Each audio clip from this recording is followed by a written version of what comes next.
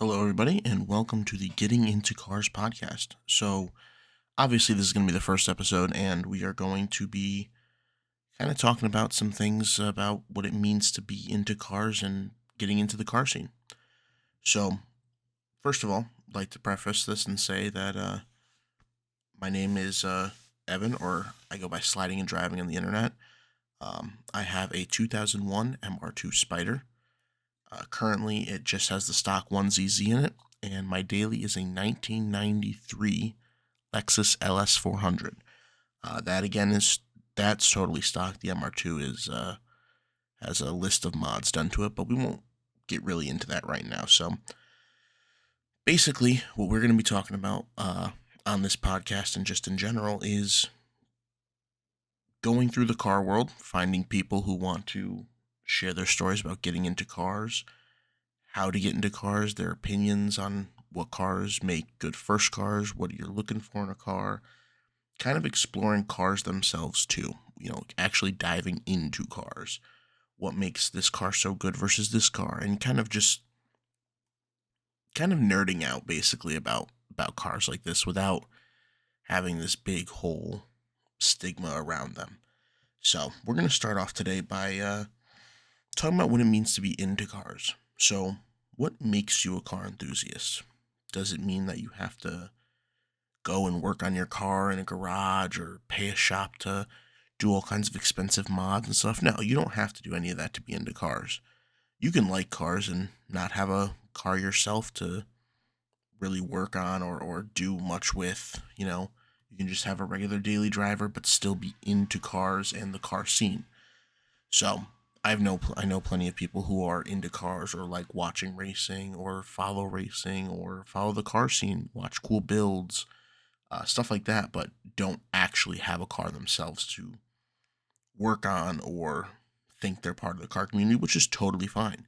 You don't have to do that to be into cars.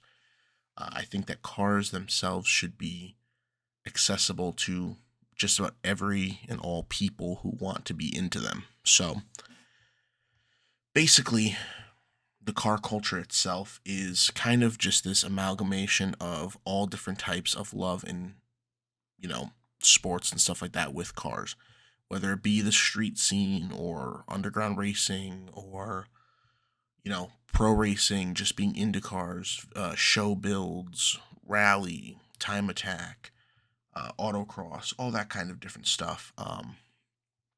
Just or car shows and car meets.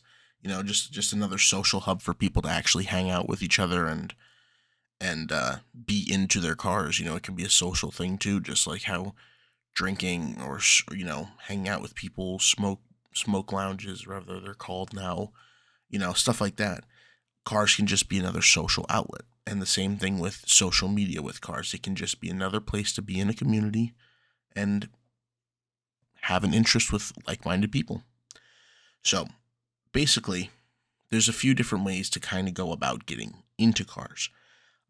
There's car culture itself, like we just talked about, this kind of social scene around cars, things like that. There's motorsports, like I was saying before, there's rallying, there's like stuff like trophy trucks, endurance racing, there's pro racing like you see NASCAR, F1, Indy cars, all kinds of stuff like that. There's even stuff like your local autocross. You don't have to be in the top tier of racing to actually be into racing.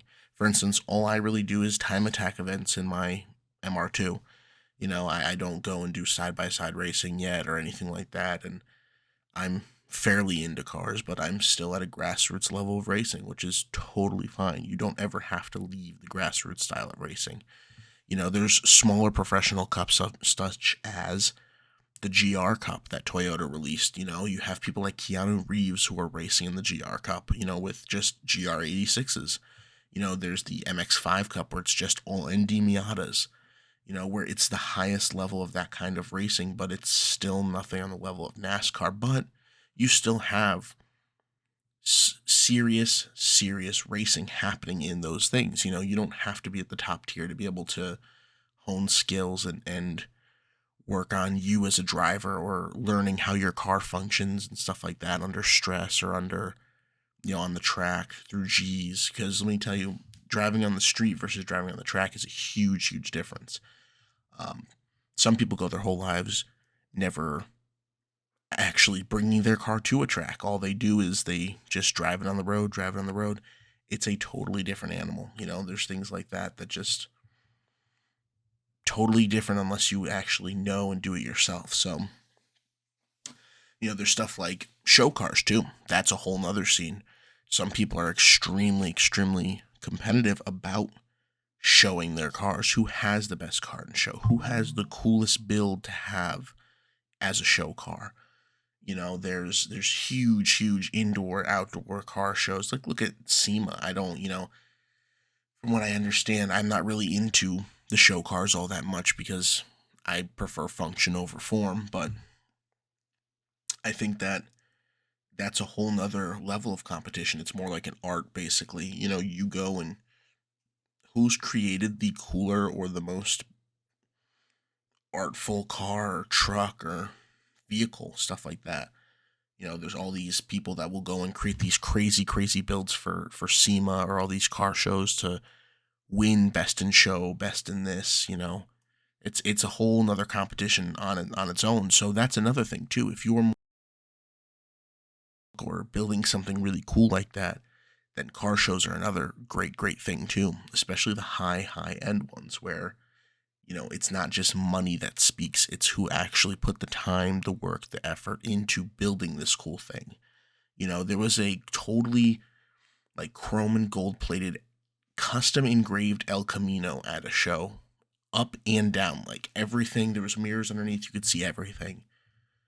Crazy, crazy amount of time and work and effort and money to, like I did just say that money doesn't always win it, but sometimes throwing endless amounts of money at something, instead of just showing up in a Lamborghini, you know, you put all that time and money and effort into something else to make it the coolest thing in show.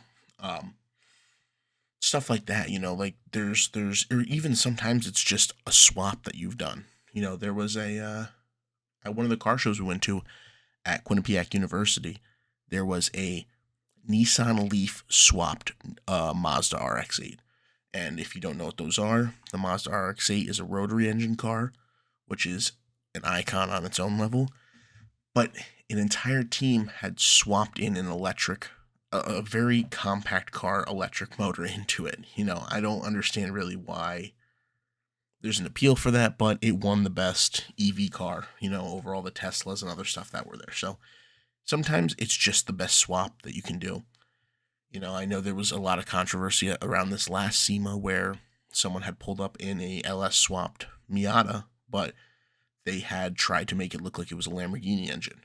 And it wasn't actually, it was just valve covers that were said Lamborghini on them. So stuff like that. People will do all this crazy, crazy stuff just to try to get to the best in show. And you know what? Let them do it. Let them chase it. Let them put all that time, effort, and money into it because that's their car scene. That's what they're into cars about. Especially in a lot of the older pony cars, muscles, classics, stuff like that. Those kind of shows, those guys live for that. They keep their cars in total mint condition, or they'll restore cars for years just to get them to be the best in show. And you look at them and it just looks like it's off the showroom floor. A lot of it's not custom, but it's just who has the cleanest in those situations. Unless you go and do something totally custom, like tubbing out a Ford Pinto and making that the biggest, baddest drag racing car at the car show. You know what I mean? That's another example we had too. But yeah, that's show cars. Another crazy part of the car scene. Then you have stuff like off roading, and I'll include rally in this too because there's a lot of rally. There's Baja racing, stuff like that. But off-roading is a whole nother portion of the car scene. There's crawling, off-roading, trails, overlanding, stuff like that, where you're not so much into the performance aspect of cars or the show aspect of cars, but the pure functionality of a rig to get you from point A to point B on non-paved roads. And I'll be honest, I definitely would love to dabble in this in the future, especially the overlanding aspect. You take a truck or a lifted vehicle of some sort, and something with a crazy suspension, and usually all-wheel drive system, or four-wheel drive. My apologies. Um, but some people just do it with rear-wheel drive or even front-wheel drive.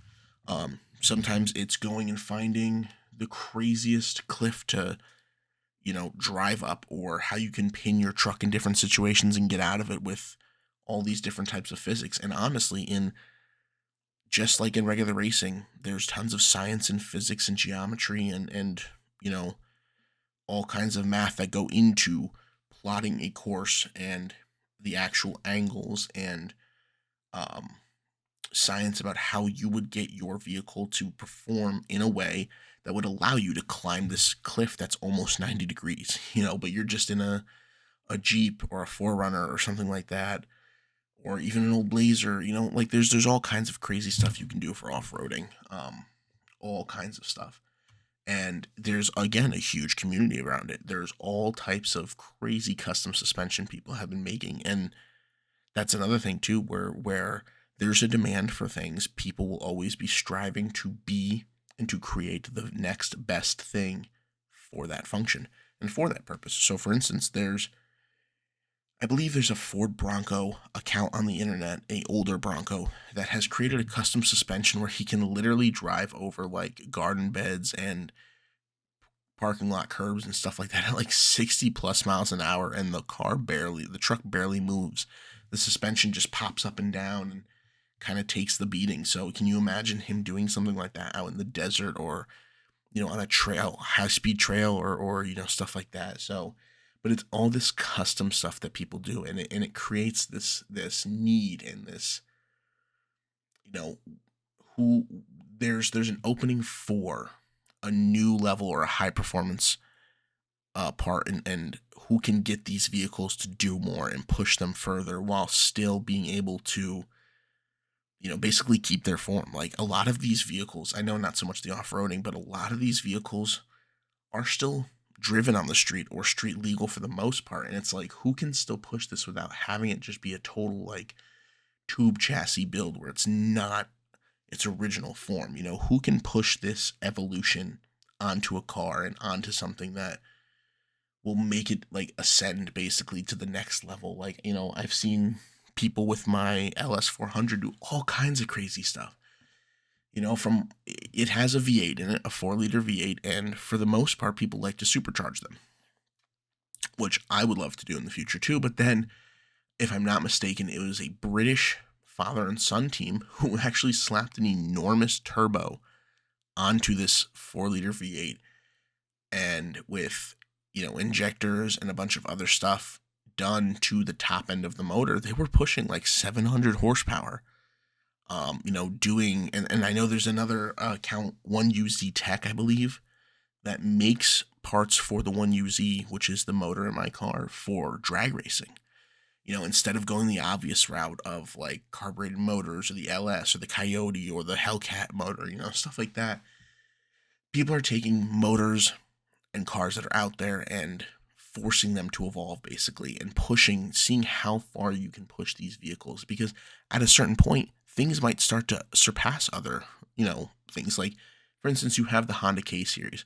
For a long, long time, people didn't realize how much you could abuse that motor or push out of that motor. Like you can, with a turbo kit and some basic, like electronics and stuff like that, or injectors and stuff like that, you can make like 400 horsepower out of like a Honda CRV. And it's a total sleeper. You would never even know. And most regular traffic, that's enough to pull away on, With the all-wheel drive system, it's just all this kinds of crazy stuff. But people force the motor into evolving. So I don't want to get too far off the whole off-roading thing, but basically there's this whole community and need around off-roading stuff to basically continue to push the vehicles as far as they can go. So, who can climb up the wall, the straight up and down wall, the best or the fastest. Or they even do it with stock vehicles too. They'll take like total stock vehicles on these trail runs, or, you know, um, crawling and stuff like that, just to see which vehicle can do it the best, or which team can do it the best. Because usually when you're crawling or off-roading, you're in a team because you have people on the outside of the vehicle kind of steering you which way to go, left, right, give it this amount of gas, do this, then turn, kind of thing.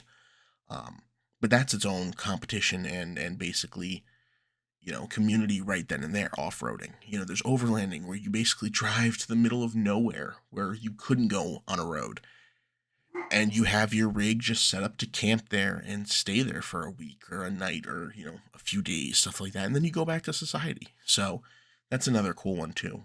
Rally racing too. You have these cars that were used to be factory, but now they're heavily modified, and you send them on a grueling, basically off-road and on-road, tight, twisting, very kind of sporadic course, where anything can happen and anything will happen. Usually you have a navigator, I believe they're called, with you, that has the course memorized, and they're telling you notes, basically like your GPS, but they're reading it out to you. So you listen to what they're saying and you tackle this course as fast as you can.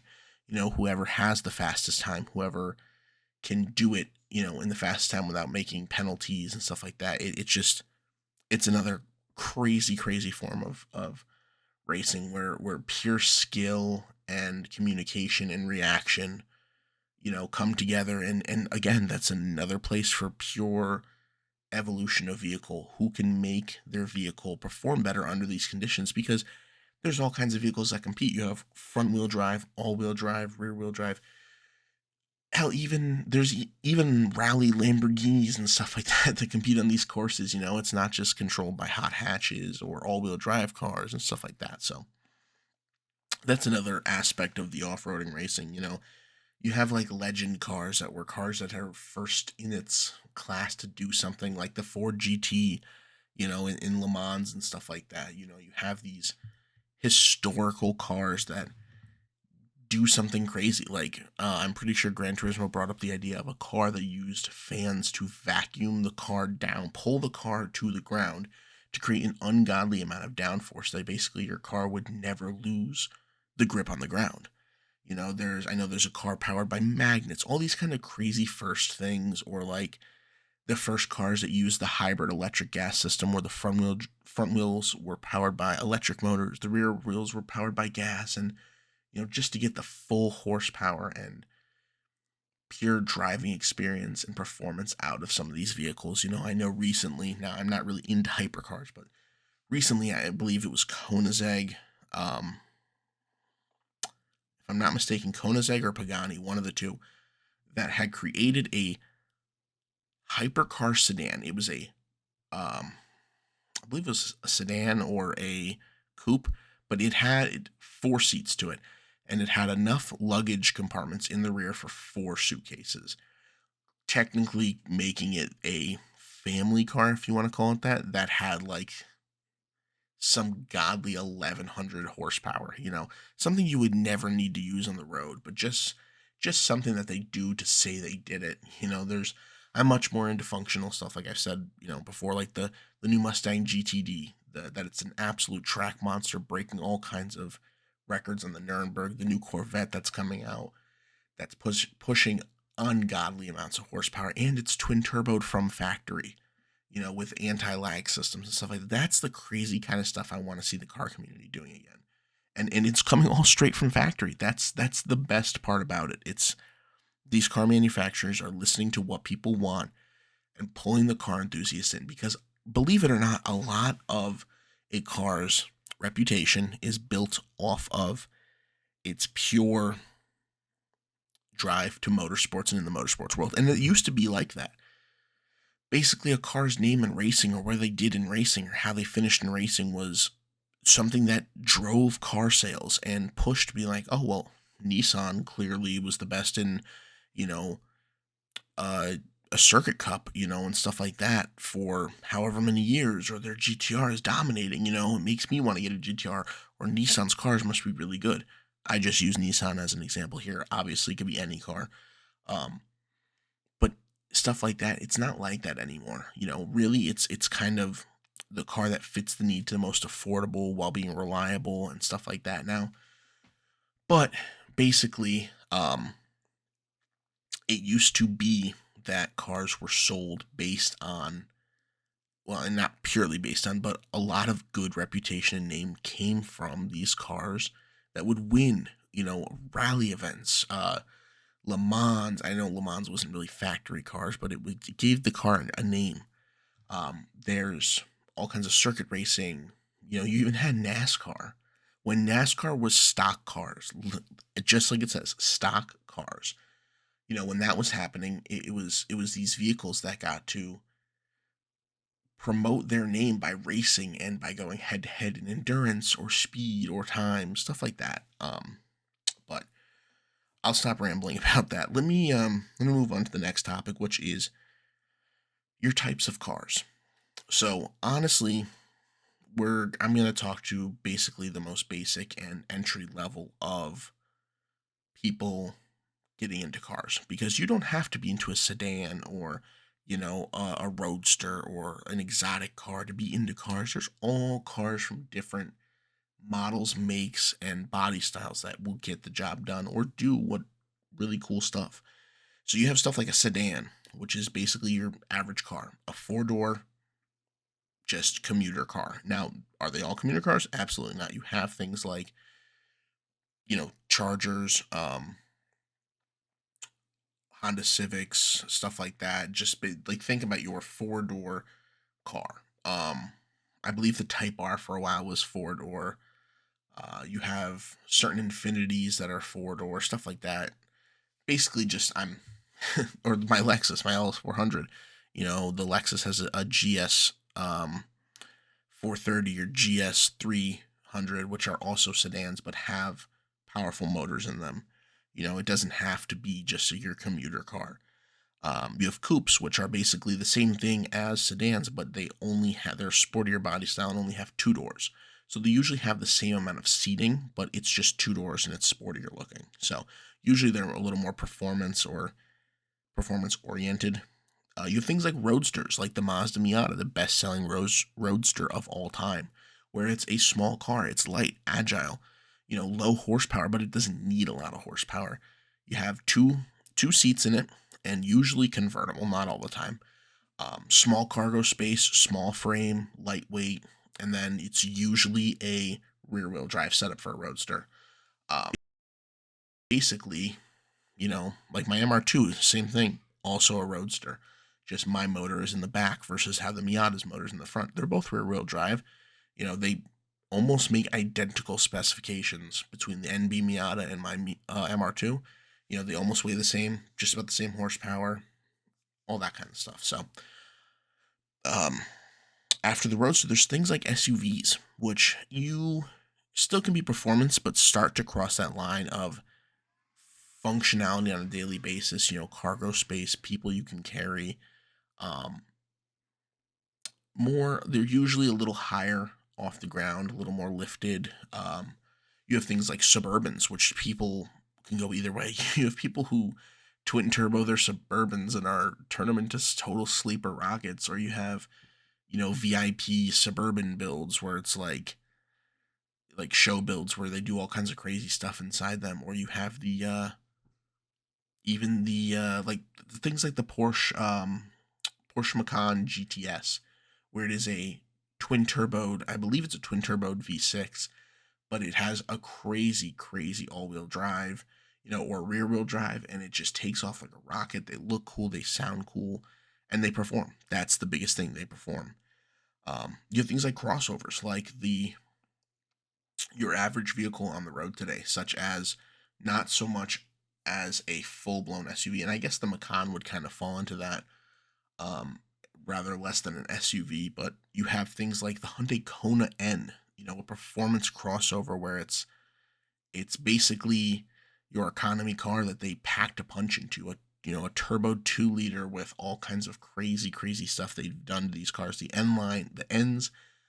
Hyundai N's are just like a crazy thing that they came out with from factory. You have things like um hatchbacks, which are basically just coupes or sedans that are have a hatch in the rear. You have wagons. You have wagons are still making a crazy name in Europe. My brother's daily is a 98, I believe, Volvo V70R, which is like all-wheel drive, turboed 5-cylinder with all kinds of crazy suspension and things that they've done to it, and it functions, but it hauls ass. You have things like the new Audis or Mercedes wagons that are.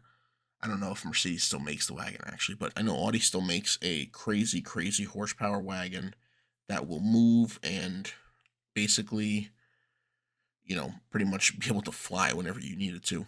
Usually all wheel drive as well, with crazy specs to them. In Europe, the hatchback and the wagon are still extremely, extremely popular. Volvo still makes a wagon to this day. Buick even makes a wagon that still kind of looks sporty, which is kind of an oxymoron. But so you have things like that. You have supercars and hypercars too. There's a community around that. I've never really been into it because they're kind of a scam. I will die on that hill, which I'll talk about at a later date. How the difference between a supercar and a car that can beat a supercar for a fraction of the price, stuff like that. But then once you've kind of dialed in onto what you want, you would then go and look at, well, what kind of region do I want to go with? What region do I think makes the best vehicle? Because there are extreme, extreme engineering and design differences between the three major vehicle regions. So you have JDM, which is Japanese domestic market, so vehicles that are made in Japan by Japanese companies. Then you have European, which is a very large spread of vehicles. It's anything in Europe, basically. Usually, hyper and supercars are kind of exempt or like removed. So, like, not all the time, but usually when you're talking about supercars, like, Ferrari, Koenigsegg, Pagani, Lamborghini, things like that. And I know they're not all from Europe, but they're usually looked at as their own class of supercar. Basically they don't need to be they're not kind of thrown in with the rest of their region that they come from. So like if you say, "Oh, I'm into Euros," you wouldn't think I'm driving a Ferrari, kind of thing like that. So European cars, which are another whole class of vehicle, they kind of design their vehicle to what they need, and same thing with Japan. And then you have USDM, which is the US domestic market, or there's KDM, which is basically Kia and Hyundai. So there's very big design differences and engineering things. Usually, vehicles from each place will have pros, cons, stuff like that. But that's another thing you want to look at. Do you want an American brand? Do you want a European brand? Do you want a Japanese brand? What brand do you like? Why do you like them? You have to kind of go on that adventure by yourself. For instance, my favorite car company, and I'll probably get a lot of flack for saying it considering their position they're in, but I love the prime era of Nissan Datsun. So late 70s, 80s, 90s. That is my favorite. Nissan and Datsun, those are my favorite cars. By far my favorite cars. But I will never drive or own a Nissan for a daily use. And I will stand by that because they're horrible, horrible cars. The CVT, the motors, they're not, the build quality is not great anymore. It hasn't been for a long, long time. I'm not saying that there's not good cars because, like I said, they're my favorite cars. The GTR R32 is my absolute all-time favorite car. But they also make good stuff like the Maxima, which has 300 horsepower front-wheel drive variants, which are like basically little street sleepers. You kind of get an idea on some of the Maximas. You say, okay, that's a little sporty, a little aggressive. It probably has some kick to it, and then it takes off. It's a naturally aspirated V6 with 300 horsepower. You really don't see that in cars anymore without some kind of like price stipulation. And yes, I get it. The Maxima was like the highest end of the sedans for Nissan, but it's another. Even the older Maximas too have a big following. The Z's, the 240, 260, 280Z are my absolute favorites. The car that got me into cars. And it's not the reason I got into cars, but the car that I used to love so much was the Nissan 350Z. I used to see that on the road as a kid, and it was just the coolest car. I thought it was the coolest thing ever. The 370Z was all right, but the 350Z was the coolest thing in my opinion. And that's what kind of got me like caught my eye to looking at cars. Um, Nissan has the Sylvia, the S chassis. They have the GTRs, they have the Maximas, they have the even the Sentras had high performance versions. Um, and I think that those are still some of my absolute favorite cars, but I basically only drive Toyotas because of their reliability. Now, modern day Toyota does not have a good rep for reliability, and I'm not going to say they do. But older Toyota, my daily's a 93. It's kind of a nuisance sometimes. Not never to drive. It's a 93 with modern day features. Basically, I have my own up to date radio in it. I have all kinds of just like modernization stuff done to it. If I guess if that's a word or a phrase. um, but it's got all the luxuries. It has the leather seats, the captain chairs, the not that I smoke, but it has ashtrays in all four doors, and accessible for everywhere.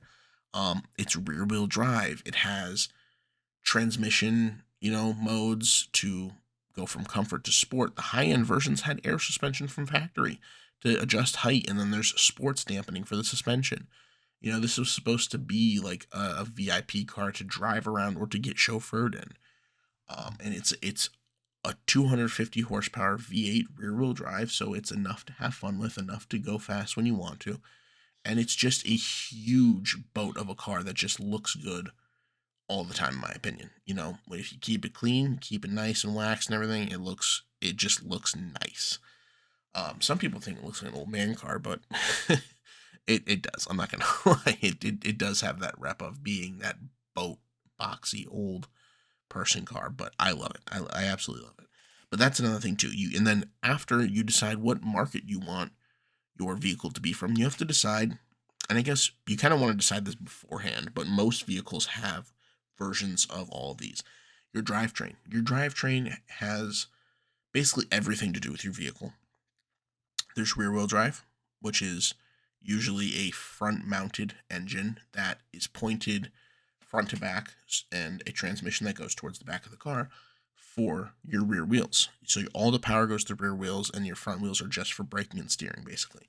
Then you have front wheel drive, where your motor is transverse mounted with a transaxle, and it's right over top of the front wheels, usually, or in front of the front wheels, and all your power, braking, steering is all done through the front tires.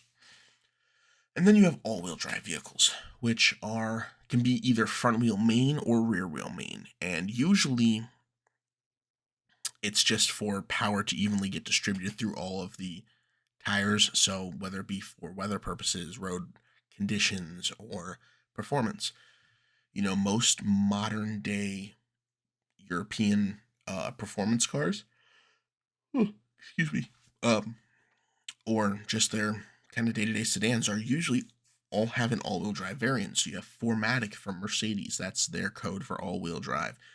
You have Quattro from Audi, that's their four-wheel or all-wheel drive thing. You have xDrive from BMW, that's their all-wheel drive. Other vehicles will just say all-wheel drive. All Subarus basically are all-wheel drive, if I'm not mistaken. I think there's only a handful that are like rear wheel. The WRX, which is another Subaru, the STI has a torque vectoring torque vectoring system that allows you to send most of the power to the rear wheels. So does the GR Corolla and the Ford Focus RS, I believe, the highest version, has an ability where it's all-wheel drive, and two of them are front-wheel drive mains, but you can still basically do what's called drift mode, where you send all the power or 70% of the power to the rear wheels and allow you to basically function like a rear wheel drive car while it's still being front wheel main but all wheel drive. So you kind of there's pros and cons to all of them. You kind of got to decide what you want to do, how you want to use them, and what your intention is. So the GTR, all versions of the GTR, I think from the R32 forward, are all-wheel drive, and they have an incredible torque vectoring system where basically it kind of is like traction control and all this stuff on crack, but basically for straight up performance. It's called the Ateza. I think it's the Ateza all-wheel drive system that's in the GTRs. The R35, the newest in the last GTR, has the transmission in the back of the car for some reason, but that's its all-wheel drive system, and it's a crazy all-wheel drive system too. Um, but yeah, basically, you have to think about what you want to do with the vehicle. If you want to do it for drag racing, show builds, and in my opinion, show builds more matter about the type of car and the body style and stuff like that. It doesn't really matter what kind of engine you have or whatnot, unless you're going for a crazy build like an all-wheel drive Civic or rear wheel drive Civic and stuff like that. Which people do all the time. That's not unheard of. So the next thing I guess to talk about is, what do you want out of your car? Are you looking for the highest horsepower number? Are you looking for handling? Are you looking to have a stance car, which is kind of like a mix of like like a street car, but also like not like for performance street, but like something you like drive on the street to like meets and shows, and then something as like a actual show car. Usually involves crazy low cars, as low as they can get, and like the most insane fitment of wheels to body ratio that you can get to. Um, really unpractical to drive, but somehow people do it. And what's even crazier about that is that you can usually it's done with air suspension. Air suspension allows you to drop the vehicle down and change ride heights by releasing air in your suspension, where there's no springs. It's just like air shocks. But some people are crazy enough to remove their suspension entirely and have their car just sit on washers over to, like on their coilover and spring assembly, where there's no spring and it's no shock and it's just solid suspension. So every little thing you run over on the ground, you feel in your car. So every bump, everything like that, you will have damage. You have potential to damage your car, damage you, and you feel like the worst ride possible. But these people are crazy enough, excuse me, crazy enough to do this just for their car to look like it has the best fitment and to have the best fitment. That's usually huge, kind of crazy over the top wheels, stretch tires. So tires that are way too small to be going onto a rim, but they stretch them so that the sidewalls are basically like slopes instead of straight up and down. All kinds of crazy stuff like that. But there's show cars, like we talked about before. Drifting. Drifting is another kind of motorsport we didn't really talk about, but that's a whole nother thing of cranking crazy power out of a vehicle to be able to drift and do all these artful tricks while drifting. It's kind of like, in my opinion, drifting is like the skateboarding of the car community, where it's not really a race. It's more of like an artful competition, but while being able to have total control of your vehicle, put on a huge show, but still while having your vehicle built for horsepower and crazy suspension stuff for drifting. That's a whole nother animal too. And there's professional drifting scenes as well. Some people like to do, drifting as in competitions. Other people just like to do drifting and, on like a private course or stuff like that. So, um, there's some people who want the lightest car possible, for track racing, stuff like that, which is not every car is going to be able to have that lightweight agility and stuff like that. Or some people want to have the most lifted and tallest vehicle there is, whether it be a Jeep, a truck. Hell, even I know that there's some people that do lit like old school lifted Civics, when some Civics were still utility vehicles back in Japan, and they use those for off-roading and stuff like that. So basically, there's all different kinds of like things you have to ask yourself what you want out of your car. So you look at your car, you decide what you want to do. You see people online, influencers, you see people on TV, you see competitions, stuff like that. You have to decide for yourself, okay, do I want to do that? Does that look fun? Is that realistic for me? Because I'll tell you what, there's some stuff that is not feasible for people to get into, like professional racing. Like, I can tell you right now, I can't just get up, go get a GR Cup car and compete in the GR Cup from Toyota. I can't go and just get a top fueled NHRA dragster and compete in drag racing. You have to start off small and build your way up. Come up with some kind of crazy idea that nobody's done before, and if that's not your thing, you just want to kind of chill and be low key. That's totally fine too. I know I have tons and tons of ideas that haven't been done before that I would love to bring into reality eventually when I have my own fabrication area, my own garage, my own, set up my own place to do and make these crazy ideas come to life. But that's also another option that you look at. What do you want out of your car? I know I said that already, but really, really think about it. What do you want to do with the car? And then once you've thought about it, you go and you now have to pick what car you want. So you have to go through function. What do you want the car to be able to do for you? The pros, the cons of the make and model. Ease of repair, that's a whole nother ballgame people don't think about. Especially, and it's not just them, but I'm gonna use them as an example because they're notorious for it.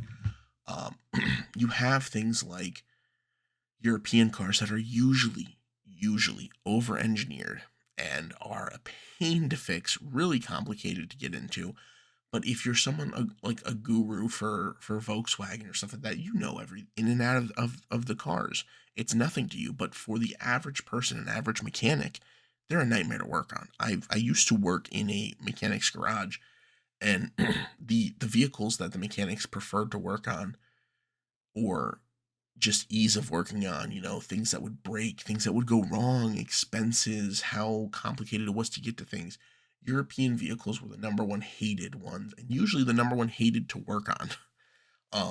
And I'm not saying that they can't be good cars, because there's engineering marvels from all parts of the European car world. You have things like the TDI Volkswagen engine of the early 2000s and late 90s, TDI Jetta, which is like an astonishingly reliable motor, even though it has, some things that go wrong with it and stuff like that. But for the most part, you'll have these communities of people who push their diesel motors all the way, to like the 300, 400, 500,000 mark, things that are only like thought of for like Toyota and Volvo, stuff like that. So there's ease of repair is a huge thing, because especially if you're going to be working on the vehicle by yourself, or with a group of buddies, you don't want it to be something that you have to tear into, realize it's over your head, and send off to a shop every single time something goes wrong or you want to do something. Availability of parts is another huge one too. So, for instance, when I was looking at my LS400, I was looking at a Toyota Celica originally, which is the Toyota version of the LS400. So, for those of you who don't know, cars have different brands for countries. So, the Lexus brand was made for the States by Toyota. The States basically told these car brands, hey, you're selling too many cars under one name. You have to come up with a secondary brand, for all kinds of marketing and money grab and crap like that. So Toyota created Lexus, which is looked at as their luxury brand. Honda created Acura, which is their luxury and performance brand. You have things like Infiniti, which is Nissan's luxury and performance brand. Um, and the states did it too. You had like Ford. Ford has Ford, or had Ford, Mercury, Lincoln. GM has like Chevy, Cadillac. It had Pontiac, had um, Buick, GMC, all kinds of stuff that are all under the same parent company and use basically frames, parts, vehicles. So like the GMC 1500, the GMC Denali is usually just a Silverado, and it's kind of just like they trade back and forth. A lot of Cadillac vehicles are just Chevy platforms. I know the Camaro and I believe another Cadillac vehicle have the same chassis and motor too. Excuse me. But parts availability, basically, let me get back to that. Um, the Toyota Celica came with the one you see, the V8, and it basically was the identical car as the Lexus LS400, but the steering wheel and the drivetrain was on the different side. So it was a right hand drive vehicle rather than a left hand drive vehicle like the States. So parts, though, because there were some differences, parts were almost impossible to find for things. If you go get a key truck, which are the little tiny trucks that you see that are like people are sitting right over the front wheels, parts for those aren't easy to find. Things that are a little older. There's kind of this weird specific like spec of cars that are like really old where parts are easy to get, and then like super old cars like 40s, 50s, 30s, stuff like that, where parts aren't really that available. But then you have the pony cars and classics and stuff from like the 60s to the 80s, where parts, there's a whole cult following around them, where parts are regularly manufactured and created again for those vehicles because the manufacturers of the vehicles don't make them anymore. But then we're getting into this weird situation again where early 2000s and even 2000, like from 2000s to 2010s, some vehicles you can't even get parts for. We used to have to wait a month for radiator hoses on a CRV, one of the most common vehicles that's on the road. But for some reason, the parts were not available. So ease of or availability of parts is another thing too. If you're going to go and get a crazy, crazy vehicle, and parts are not, there's not a huge following around them, or parts are not easily available, just know that it's going to be like your vehicle might be down for a year at a time if something goes and you can't get parts. So that's another thing to think about. Just really kind of like think about that, where it don't let it deter you a crazy amount, because if it's not your daily driver, then don't worry about it. It would suck to be out of the car scene for a whole year, because it's like that can be demotivating too. You don't want to sell your car because you can't get parts for it, but at the same time, it's like it's a tricky thing to balance. So like my Lexus is hard to get parts for anymore because the motor isn't supported really anymore. They're on to the next and best, V8 and Lexus and Toyota. And because it's 31, 32 years old, things start to break on it that are not easily repairable, like electrical connectors, pigtails, stuff like that. So I've had to do my fair share of jerry rigging, safely, obviously. But like when I did my fuel pump in that car, it was a whole cut, solder, rewire, the whole thing basically for the fuel system. So that's another thing to think about too. The condition of your vehicle is another huge thing. If you are going into this to make a show car, so you're going to restore the vehicle, or just in general you feel comfortable restoring a vehicle yourself, then condition doesn't really matter that much. Obviously, you don't want something that's going to fall apart the second you sit in it, i.e., like a rotted frame or rotted, um, body so bad to the point where it can't even hold weight or support itself under weight. But some rust on the a little bit of rust on the frame, rusty suspension, a little bit of rust on the body. If you're going to restore the vehicle, it doesn't matter. That's not a crazy thing. You can do it yourself and get it back to tip top shape. However, if you're going to be getting into a like racing or performance car, condition of the vehicle matters. So if you don't feel comfortable with restoring a vehicle, or tearing a vehicle down to the bare bones and building it back up, make sure the vehicle you choose is in good condition. So for instance, a lot of sedans and cars nowadays are what's called unibody, where the whole car's frame and chassis is one big thing. It's not like trucks and some other vehicles where the frame and the body are separate from each other. In those cases, the body being rusted and rotted isn't that big of a deal because it's not structural integrity. But on vehicles like the Miata, my MR2, my Lexus, stuff like that, where the vehicle is unibody, damage to the body itself is damage to the overall frame of the vehicle, because the whole vehicle is basically the frame. It's pinch welded at the bottom, it has like mock frame rails, but the whole vehicle is the frame. So rust and rot is structural integrity damage. That's something you don't want to have, especially because a lot of these vehicles get pushed under G forces, when you're racing them or using them to perform and stuff like that, which could result in catastrophic failure, which you don't want either, because rather than buying a crappy vehicle, having it break, and then you end up totaling it, is way more expensive than just getting a vehicle that's in good condition in the first place. And believe me, I will say it's absolutely not easy to find that a lot of the time, and sometimes you have to find the sweet spot of, okay, well, there's some body damage, some imperfections, stuff like that to your safety. So my MR2's paint is not great. I don't know who had it before me, but it looks like they drove it on the highway and following like trucks with paint chips all over the hood. They drove over a freshly painted yellow line in the road, so that's caked down underneath. There's suspension rust, but the actual frame and body are good. There's dings and dents and stuff like that, but it's a track car. I'm not crazy about it. It'll be getting wide bodied. It's nothing that I'm like too concerned about. My Lexus is totally rust free. For a 93 that was in New England its whole life, it's rust free. There's a few paint chips that are starting to get a little bit of surface rust on. But the suspension, the chassis, all that, totally rust free. The Every time I do the brakes on that vehicle, I can do it with like the smallest wrenches in the world because I can just break free the bolts like it's no problem. So that's another thing too. Condition is a huge thing, and your knowledge of the frame or the body style and the make and model that you're going after is another thing too. Finding out the quirks of what's wrong with these vehicles. Um, for instance, like the MR2, my MR2, well, not mine specifically, but the MR2 in general has a bad rumor and a nasty little thing that it just gets snap oversteer. Well, yes, sometimes the older models can just get snap oversteer when you're going through a turn because the engine's behind you.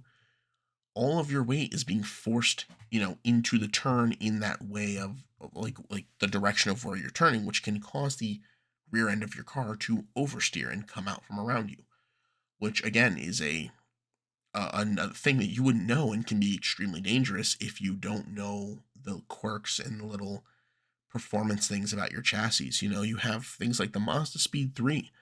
I know the first generation of the Mazda Speed 3 had such bad torque steer that way if you would mash the gas, I think it was you would just take off to the right basically, even though your steering wheel's straight, because more power got sent to that right front wheel. I believe it's the right front. But correct me if I'm wrong. It would get so much power sent to that wheel, it would just take off in that direction. You would never know that unless someone told you about it or you did your research.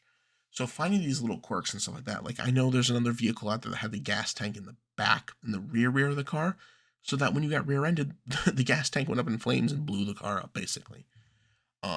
So stuff like that. There's these weird little quirks, like Jeeps, for instance, and a lot of the Chrysler V6s nowadays have tendency to get real bad lifter tick and the lifters to actually fail on the motors with just at random, just no rhyme or reason. So um pricing is the next thing I would talk about. um Pricing can be very, very complicated considering that most vehicles you'll be getting are through the private market. uh Dealerships and used car dealerships, they want an arm and a leg for anything nowadays. So I would, unless you are planning on getting a warranty or an aftermarket warranty or using some kind of insurance that you can give the car back to them tactic, a dealership isn't a great way to go about it. But at the same time, neither is private sale. You kind of have to find a good sweet spot. Both my cars, actually all my cars I've ever had, are have been through private sale. um some of them have bit me in the ass, but other ones have been great. My first car I got through private sale had timing chain issues and could not pass emissions. My next one had blow by so bad that it would foul the spark plugs and ruin the VVT solenoid just about every week, which was a 2002 Honda CRV. After that, I had a 2009 Hyundai Accent, which is the newest car I've ever owned. Um, and I loved that car. That car was amazing. It was so crappy on power. It was small. It was loud. But God, it was some of the most fun driving I've ever done in that car. But unfortunately, that was taken from me in an accident of someone who decided to brake check me on a rainy day after I had just put on snow tires. So that got taken from me. It was totaled. After that, I had my MR2, which I still have, and then after that, I got my Lexus. So there's the knowing of pricing and what to be able to be okay to pay for. So this is also kind of like where condition comes into, because if a car is not in good condition, it's not worth the price people are asking for usually. Um, People from Miatas are getting out of hand nowadays. People are asking like 10 grand for a Miata with body rust and rot all over it. And don't get me wrong, I like Miatas. My brother has a Miata, and a Miata is not worth 10 grand if there's any damage done to it. It's the same way with my MR2. I would not say to pay 10 grand for an MR2 with body damage or with rust on it, stuff like that. It's knowing the condition and knowing what you feel comfortable paying for it and knowing what they go for average, what they should be going for is another thing too. I paid about 8 grand for my MR2 and it had high mileage on it. But the problem is people are not willing to kind of budge on the pricing of these vehicles. They want to rob you. They want to get you for every little dime and penny you have. So being able to feel comfortable and know what you want to pay for your vehicle is definitely a huge aspect of how to pick your car. And then the last thing I'll talk about is the competition. So if you think you have the best car you want to use it for, there's another car that's probably going to do it better for a different price point, obviously, or do some things better than the one you want. So I'll use roadsters as an example because there's tons of them. You have the Miata, you have the MR2 Spider, you have the Porsche Boxster, and then you have the Honda S2000. All of them are in a similar class of basically performance. The Porsche Roadster or the Porsche Boxster, sorry, and the S2000 make way more horsepower than the MR2 or the Miata do, but they also weigh more too. Um, the Porsche has a rear engine, rear wheel drive function, so it is even further back than the MR2's mid engine. The S2000 is a front engine, rear wheel drive, so FD, front wheel, or FR, sorry, front engine, rear wheel drive. Just like the Miata, but the motor revs crazy high and makes like 200 something horsepower naturally aspirated. Um, but the S2000 is like a $20,000 car. So the thing is do you get an S2000 for $20,000 and get beat out by a Miata that someone bought for 5 grand and put a turbo kit on it for another 2 grand, putting them at $7,000 that'll smoke your S2000 any day? This is another thing too. The competition. If you don't want to modify your car and you're going at totally stock, the S2000 makes more horsepower, but performs handling wise about the same as a Miata. So it's kind of like brand and what you want to do. The MR2 versus the Porsche Boxster. I've gone head to head with a Boxster before and kept up, and my car is naturally aspirated. I have suspension components done to my car, but that's about it in the way of performance. And I've kept up with the Boxster on the road, no problem, no problem at all. So, did the retired guy in front of me who had his Boxster out on a nice fall day probably get upset? Yeah, but he tried to pull away from me and make fun of the MR2, but it keeps up. It kept up, and I have way less horsepower. I have less horsepower than a Corolla, basically. But lightweight and suspension and agility matter, all things like that when you're looking at these kinds of things. So, for instance, if you're not interested in roadsters, if you're looking for a hatchback, right? You have something like the Honda Civic Type R, which is the top of the line, used to be hatchback all the time. So you have like the EK9, you have the early 2000s Type R, which is kind of looks almost like a Honda Fit, stuff like that, versus like a Golf R, or like a what's the other one?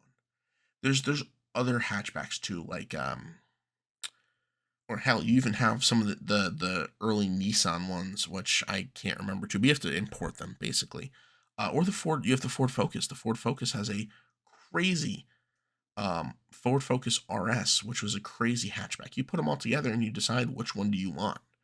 Which one will be best for you. Which one does what you want it to do. They're all going to be supported basically, but it again, it's price point. How much power do you want to be making stock? Do you want to keep it stock? Do you want to make it a show car? Do you want to make it a rally car? Do you want to make it a time attack, a racing car? All kinds of stuff like that. So there's always going to be competition in the field of car that you are looking for. So it's another thing you have to keep in mind too. So for me, my two choices when I was getting into roads to autocross basically and track days was I wanted a lightweight car, a roadster basically. My choices were the NB Miata, which is there's tons and tons of Miatas everywhere. You almost see them every day once the weather is nice. Or an MR2 Spider. I have a bad habit of going the road less the path less traveled, so I went with the MR2 Spider because I thought I wouldn't be able to be happy knowing that I was in a Miata, the most like common sports car there is. Again, Miatas are great, but I didn't want to be just another Miata, if that makes sense. The MR2 Spiders, there was such a limited amount of made that it's like it doesn't even compare to the NB Miatas. There was like 120 something thousand made in total. In the Spiders, there was only like 30,000 of them made, if that. In their entire run, but from 2000 or from 99 all the way to 2007, there was only about 30,000 made. So if you look at how many Spiders you would see in your lifetime versus NB Miatas, there's a great difference. But again, that also comes down to parts availability and support and pricing. If a Miata's a dime a dozen, it's going to be cheaper than an MR2 Spider all day. But which one are you gonna? What do you want it for? What do you want it to do that the Miata won't do or the Spider won't do? So these are all kinds of basically like things to think about. My kind of guides for how to actually get into the car community. So going forward with this podcast, I will definitely have some guests on, some people that I've met through the car community and I think are great people, or even people with just like crazy builds or stuff like that, and talk about how they got into cars and what drove them to make these crazy cars, these groundbreaking cars that have either, shaken up the scene or shaken up the local scene, even because I've seen cars that are just from a local scene that have engine swaps you wouldn't even think of being done to them. So, there's all kinds of crazy, crazy things you can find on a professional or a local car scene level that you wouldn't even know about because they never documented it. So, I do plan on getting some of my friends on here and my brother and other people that I know in the car scene, and really kind of trying to grow this podcast as a getting into cars, how they got into cars, and getting more people into cars or changing their ways into a safer way of being in the car community. We don't want these bad things to be happening in the car community anymore. Like takeovers, especially takeovers. There's a huge amount of toxicity in the car community that I would absolutely love to get rid of. I know it'll probably never happen, but hey, I can try. So, I will say thank you for listening. If you made it this far, I did not expect to get to an hour by myself of talking. Um, Sorry, my voice is a little messed up. I'm coming down from a cold, so yeah, I want to say thank you. Check out the social medias: Sliding and Driving on Instagram, S&D Racing on Instagram, Sliding Driving on YouTube, and yeah. So with that, thank you for listening. Thank you for watching, whatever it's on, and yeah, we'll tune back in next time.